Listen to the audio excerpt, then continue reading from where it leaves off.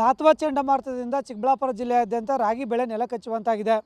ಕಳೆದ 3-4 ದಿನಗಳಿಂದ ಈ ಒಂದು ಚಂಡಮಾರುತದಿಂದ ಮೋಡದ ಕವಿದ ವಾತಾವರಣ ಉಂಟಾಗಿದ್ದು, ತುಂತುರು ಮಳೆ ಮತ್ತು ಜಡಿ ಮಳೆ ಇರುವ ಹಿನ್ನೆಲೆಯಲ್ಲಿ ಈ ರಾಗಿ ಬೆಳೆಯಿಂದ ಇನ್ನೇನು ಕೈಗೆ ಬಂದ ತುತ್ತು ಬಾಯಿಗೆ ಬರಲ್ಲ ಅನ್ನುವ ರೀತಿಯಲ್ಲಿ ರಾಗಿ ಬೆಳೆಯಿಂದ ಅದು ಈ ಒಂದು ತೇವಾಂಶವನ್ನು ಹೇರಿಕೊಂಡು ತೆನೆಗಳು ಈಗ ಮೊಳಕೆ ಉಂಟಾಗ್ತಾ ಇದೆ. ನನಗೆ ನೋಡಿ ಚಿಕ್ಕಬಳ್ಳಾಪುರ ತಾಲೂಕಿನ ಅಗಲಗುಕ್ಕಿ ಗ್ರಾಮದ ಬಳಿ ಒಂದು ರೈತರ ಒಂದು ರಾಗಿ ತೋಟದಲ್ಲಿದ್ದೀನಿ. ಇಲ್ಲಿ ಯಾವ ರೀತಿಯೆಲ್ಲ ಒಂದು ಚಂಡಮಾರುತದಿಂದ ರಾಗಿ ಬೆಳೆ ಹಾಳಾಗಿದೆ ಅಂತ ತೋರಿಸ್ತಾ ಇದ್ದೀನಿ. ನೋಡಿ ಏನು ಬೆಳೆ ಇದೆ ಇದು ನೋಡ್ತಾ ಇದ್ದೀನಿ. ನೋಡಿ ಇನ್ನೇನು ಕೈಗೆ ಬಂದಿತ್ತು, ಇನ್ನೇನು ಒಂದು ವಾರ ಬಿಸಿಲು ಬಂದರೆ ಈ ಬೆಳೆಯನ್ನು ಕಟಾವು ಮಾಡಿ ರಾಗಿಯನ್ನು ಮನೆಗೆ ತುಂಬಿಸ್ಕೋಬೇಕಿತ್ತು, ಇಲ್ಲ ಮಾರುಕಟ್ಟೆಗೆ ಸಾಗಿಸಬೇಕಿತ್ತು.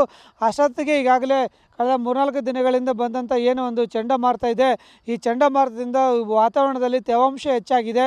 ಈ ತೇವಾಂಶ ಹೆಚ್ಚಾಗಿ ಜಡಿ ಮಳೆ ಬರ್ತಾಯಿದೆ. ಈ ಜಡಿ ಮಳೆಯಿಂದ ಈಗ ಬೆಳೆದಿದ್ದಂಥ ರಾಗಿ ಬೆಳೆಯಿಂದ ಇದು ರಾಗಿ ಬೆಳೆ ಈಗ ನೆಲಕಚ್ಚಿದೆ. ಈ ನೆಲಕಚ್ಚಿದ ಸಂದರ್ಭದಲ್ಲಿ ಮತ್ತು ಈಗ ಆ ತೆನೆ ನೆಲಕ್ಕೆ ಯಾವಾಗ ಬಿತ್ತು ಆವಾಗ ಅದರ ಮೇಲೆ ತೇವಾಂಶ ಭೂಮಿಯಲ್ಲಿ ಕೆಳಗಡೆಯಿಂದ ತೇವಾಂಶ ಬರೆದಿದೆ ಮತ್ತು ಮೇಲ್ಗಡೆಯಿಂದ ತೇವಾಂಶ ನೀರಿನ ಅಂಶ ಹೆಚ್ಚಾಗಿ ಈ ತೆನೆಗಳು ಈಗ ಮೊಳಕೆ ಕಾಳು ಉಂಟಾಗಿದೆ. ಮತ್ತು ಈಗಾಗಲೇ ನೋಡಿ ರಾಗಿ ತೆನೆಗಳು ಒಂದು ಸಂಪೂರ್ಣ ಕಪ್ಪಾಗಿದೆ. ಇದು ಕಟ್ ಮಾಡಿದರೂ ಕಟಾವು ಮಾಡಿ ರಾಶಿ ಮಾಡೋಕ್ಕೆ ಆಗದಿರುವಂಥ ಒಂದು ಪರಿಸ್ಥಿತಿ ಎದುರಾಗಿದೆ. ನಾನಿಲ್ಲಿ ಕೆಲವು ತೆನೆಗಳನ್ನು ಸಹ ನಾನು ತೋರಿಸ್ತಾ ಇರ್ತೀನಿ, ಯಾವ ರೀತಿ ಎಲ್ಲ ಕಪ್ಪಾಗಿದೆ ಮತ್ತು ಯಾವ ರೀತಿ ರಾಗಿ ಹಾಳಾಗ್ತಾಯಿದೆ. ಮತ್ತು ರಾಗಿ ತೆನೆಯಲ್ಲೇ ಒಂದು ಬೂಸ್ಟ್ ಬಂದು ನೋಡಿ ಕಪ್ಪಾಗಿ ಈ ಥರ ಬೂಸ್ಟ್ ಬಂದ ರೀತಿಯಲ್ಲಿ ಉಂಟಾಗಿದೆ. ಇದು ನೋಡಿ ನಾನು ಸುಮ್ಮನೆ ಮುಟ್ಟಿದರೆ ಸಾಕು ಈಗಾಗಲೇ ಇದು ಮೇಲ್ಭಾಗದಲ್ಲಿ ತರ್ಚಿಕೊಂಡು ಈಗ ಇನ್ನೇನು ಮೊಳಕೆ ಉಂಟಾಗತಕ್ಕಂಥ ಪರಿಸ್ಥಿತಿ ಎದುರಾಗಿದೆ. ನೋಡಿ ನೋಡ್ತಾ ಇದ್ದೀನಿ ನಾನು.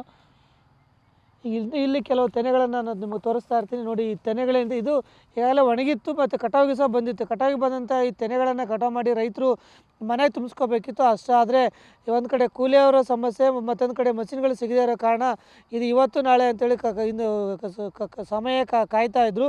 ಅಷ್ಟೊತ್ತಿಗೆ ಸುರಿದಂಥ ಈ ಜಡಿ ಮಳೆ ಮತ್ತು ನೋಡಿ ಹೇಗಿದೆ. ಇದು ಬಿಸಿಲು ಬಂದರೂ ಸಹ ಈ ಏನಿದೆ ಮತ್ತೆ ಸಂಪೂರ್ಣವಾಗಿ ರಾಗಿ ಮೊದಲಿನಂತೆ ಆಗೋದಿಲ್ಲ, ಇದು ಕಟಾವಿಗೂ ಬರೋದಿಲ್ಲ. ಇದು ಮತ್ತೆ ಕಟಾವು ಮಾಡಿದ್ದ ಹಸುಗಳಿಗೆ, ಎತ್ತುಗಳಿಗೆ, ಎಮ್ಮೆಗಳಿಗೆ ಆಗ್ತಕ್ಕಂಥ ಪರಿಸ್ಥಿತಿ ಇದೆ. ನೋಡಿ ಇಲ್ಲಿ ಇನ್ನೂ ಕೆಲವು ತೆನೆಗಳನ್ನು ತೋರಿಸ್ತಾ ಇದ್ದೀನಿ. ಯಾವ ರೀತಿ ಎಲ್ಲ ನೋಡಿ ಎಲ್ಲ ನೆಲಕ್ಕೆ ಬಿದ್ದು ಎಲ್ಲ ಮಣ್ಣು ಪಾಲಾಗೋಗಿದೆ. ಇಲ್ಲ ಕೆಲವು ತೆನೆಗಳನ್ನು ಸಹ ತೋರಿಸ್ತೀನಿ. ನೋಡಿ ತೆನೆಗಳಿದೆ ನೋಡಿ ಕಪ್ಪಾಗಿ ಇದು ಹೇಗಿದೆ, ಕಪ್ಪಾಗಿ ಈಗಾಗಲೇ ಮೊಳಕೆ ಬರ್ತಾ ಇದೆ. ಈ ಮೊಳಕೆ ಬಂದಂಥ ಇದೇನಿದೆ ಬಿಸಿಲು ತಕ್ಷಣ ಬಿಸಿಲು ಬಿದ್ದರೂ ಇದು ಕಷ್ಟನೇ. ಇದು ಮೊಳಕೆ ಹೊಡೆದು ರೈತರಿಗೆ ಏನು ಮನೆ ತುಂಬಬೇಕಿತ್ತು ಅದು ಇಲ್ಲೇ ಭೂಮಿ ಪಾಲಾಗ್ತಕ್ಕಂಥ ಒಂದು ಪರಿಸ್ಥಿತಿ ಇದೆ. ಇದರಿಂದ ಇವತ್ತು ರೈತರು ಯಾಕಾದರೆ ಒಂದು ಧಾತ್ವಾ ಚಂಡಮಾರುತ ಬಂತು, ಇನ್ನೊಂದು ವಾರ ಬಿಸಿಲು ಬಂದಿದ್ದರೆ ಅಟ್ಲೀಸ್ಟ್ ಕನಿಷ್ಠ ಒಂದು ರಾಗಿ ಬೆಳೆಯನ್ನಾದರೂ ಮನೆ ತುಂಬ್ಕೊಳ್ಬೋದಿತ್ತು ಅಂಥೇಳಿ ರೈತರು ಹೇಳ್ತಾ ಇದ್ದಾರೆ. ಇನ್ನು ಚಿಕ್ಕಬಳ್ಳಾಪುರ ಜಿಲ್ಲೆಯಾದ್ಯಂತ ಇವತ್ತು ನಾವು ನೋಡಿದಾಗ ಸುಮಾರು 45,000 ಹೆಕ್ಟರ್ಗೂ ಹೆಚ್ಚು ಪ್ರದೇಶಗಳಲ್ಲಿ ಇವತ್ತು ರಾಗಿಯನ್ನು ಬೆಳೆದಿದ್ದಾರೆ. ಮತ್ತು ರಾಗಿ ಈಗಾಗಲೇ ಕಟಾವಿಗೆ ಬಂದಿತ್ತು. ಕಟಾವಿಗೆ ಬಂದಂಥ ಸಂದರ್ಭದಲ್ಲಿ ಈ ರೀತಿಯಾಗಿ ತೆನೆಗಳು ಮೊಳಕೆ ಹೊಡೆದು ಇನ್ನೇನು ಮೊಳಕೆ ಬಿಡ್ತಾ ಇದೆ ಮತ್ತು ಕಪ್ಪಾಗ್ತಾ ಇದೆ. ಈಗ ಇದು ಬಿಸಿಲು ಬಂದರೂ ಅಷ್ಟೇ ಹೋದರೂ ಅಷ್ಟೇ ಈಗ ಇದು ಸಂಪೂರ್ಣವಾಗಿ ಇದರಲ್ಲಿ ಮತ್ತೆ ಕೊಳೆತ ಸ್ಥಿತಿಯಲ್ಲಿ ಉಂಟಾಗಿ ಇದು ಹಸು ದನಗಳಿಗೆ ಆಗ್ತಕ್ಕಂಥ ಒಂದು ಪರಿಸ್ಥಿತಿ ಎದುರಾಗುತ್ತೆ.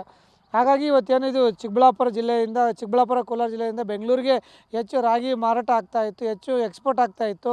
ಆದರೆ ಇವತ್ತು ಬೆಳೆದಂಥ ರಾಗಿ ಈ ಒಂದು ಚಂಡಮಾರುತದ ಪರಿಣಾಮದಿಂದ ಇವತ್ತು ಮಣ್ಣು ಪಾಲಾಗ್ತಕ್ಕಂಥ ಪರಿಸ್ಥಿತಿ ಎದುರಾಗಿದೆ.